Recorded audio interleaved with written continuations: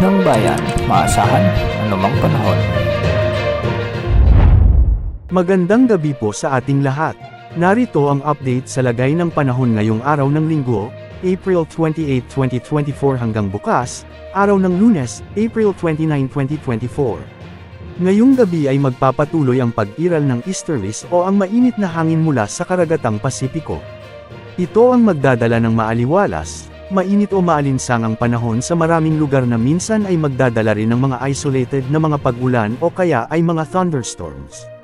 Para sa lagay ng panahon ngayong gabi sa Luzon, asahan pa rin ang pag-iral ng maaliwalas panahon ngayon sa malaking bahagi ng Luzon, ngunit posible pa rin ang mga biglaang pag-ulan ngayong gabi dahil sa mga localized thunderstorms, partikular sa mga lalawigan ng Isabela, Nueva Vizcaya, Quirino, Benguet, Mount Province, Pangasinan, Tarlac, Zambales, Bulacan, southern portion ng Cagayan, southern La Union, Quezon Province, Camarines Norte at Occidental Mindoro.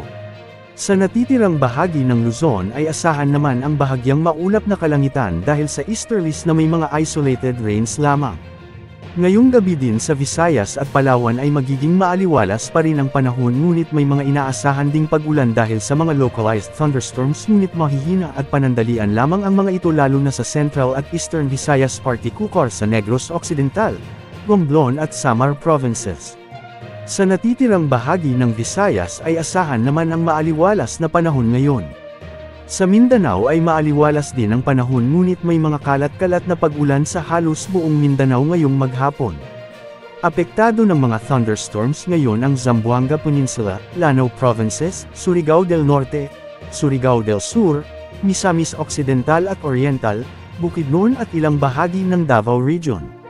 Sa ngayon ay banayan ang mga karagatan sa bansa at wala namang nakataas na gale warning sa mga alinmang karagatang sakop ng ating bansa, kaya malaya ang mga mangingisda at may sasakyang pandagat na pumalaot ngayong araw. Mababa rin ang chance na may mabuong low pressure area o bagyo sa susunod na 3 hanggang 5 araw, ngunit ayon sa latest wind outlook ng GFS Infrared Model, posibleng may mabuong malakas na bagyo sa ikalawang linggo ng Mayo. Dahil sa malayo at matagal pa naman ay marami pang pagbabago ang posibleng mangyari, kaya manatiling nakatutok sa ating mga balita ukol sa lagay ng ating panahon. Para sa heat index outlook natin, ngayong araw ng Linggo ay pumalo sa 53 degrees Celsius ang pinakamataas na heat index sa Apari, Cagayan. Nasa extreme danger na ito o napakadelikado na nito para sa lahat ng nasa labas ng bahay. Bukas, araw ng Lunes, posible namang pumalo ang pinakamataas na heat index sa 47 degrees Celsius ang inaasahan ngayon sa Dagupan City, Pangasinan. 46 degrees Celsius din ang inaasahan sa Apari, Cagayan. Posible ring pumalo sa 45 degrees Celsius sa Lawag City, Ilocos Norte, Bacnotan, La Union, Tuguegarao City, Cagayan at Baler, Aurora. Posible ring umabot sa 44 degrees Celsius sa Sinait, Ilocos Sur, Kasiguran, Aurora, Calapan Oriental, Mindoro, San Jose Occidental, Mindoro, Aborlan, Palawan at Dumangas, Iloilo.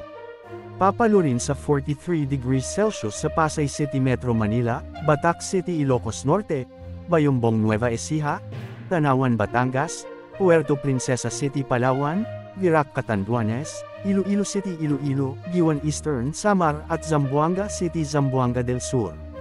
At posible namang umabot sa 42 degrees Celsius sa May Science Garden, Quezon City, Metro Manila, Clark Airport, Batangas, Iba, Zambales, Science City of Muñoz, Nueva Ecija, Subic Bay, Olongapo City, Zambales, Legazpi City,